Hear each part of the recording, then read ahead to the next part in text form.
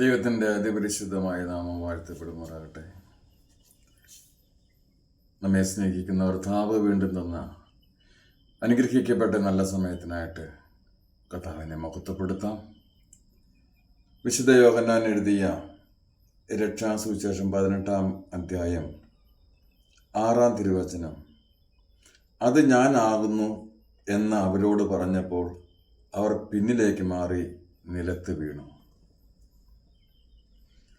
പ്രിയപ്പെട്ടവരെ, യേശുവിനെ പിടിക്കുവാനായി വന്ന മഹാപുരോഹിതന്മാരും പരീശന്മാരും അയച്ച ചേവകരും പട്ടാളവും യേശുവിൻ്റെ അടുക്കൽ വന്നപ്പോൾ യേശു, നിങ്ങൾ ആരെ തിരയുന്നു എന്ന് ചോദിച്ചു.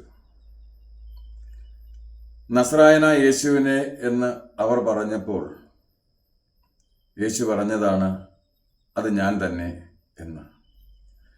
അത് കേട്ടപ്പോൾ എന്തുകൊണ്ടാണ് അവർ നിലത്ത് വീണത്?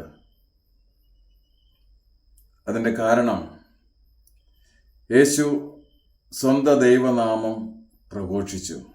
പുറപ്പാട് പുസ്തകം 3-ാമത്തെ അധ്യായം 14-ാം തിരുവചനം, ദൈവം മോശയോട് ഞാനാകുന്നവൻ ഞാനാകുന്നു എന്ന് പറഞ്ഞു. പ്രിയപ്പെട്ടവരെ, ഈ നാമം വളരെ ശക്തിയേറിയ നാമമാണ്. ആമേൻ.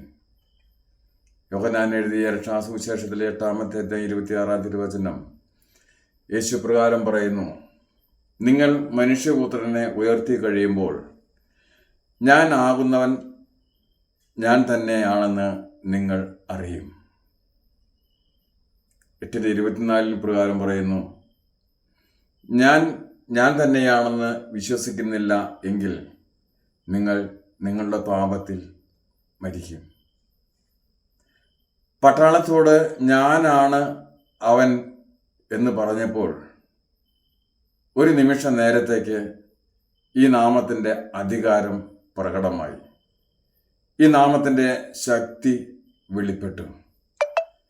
യേശുവിന് ദൈവത്തിൻ്റെ ശക്തി ഇല്ലായിരുന്നെങ്കിൽ പടയാളികൾ നിലത്ത് വീഴില്ലായിരുന്നു. യേശുവിന് ശത്രുക്കളുടെ മുമ്പിൽ നിസ്സാരമായി ജയിക്കാമായിരുന്നെന്നും യേശു ആഗ്രഹിച്ചിരുന്നെങ്കിൽ രക്ഷപ്പെടാമായിരുന്നുവെന്നും കാണിക്കുകയായിരുന്നു. ഫിലിപ്പിയർക്ക് എഴുതിയ ലേഖനത്തിൽ ഇപ്രകാരം പറയുന്നു, യേശു കർത്താവാണ് എന്ന്, അതായത് ഞാനാകുന്നവൻ ഞാനാകുന്നു എന്ന് യഹോവ പറഞ്ഞ നാമം സകല നാവും ഏറ്റുപറയും. ആമേൻ. ഈ നാമത്തിൻ്റെ മുമ്പിൽ എല്ലാ മുഴങ്കാലും മടങ്ങും.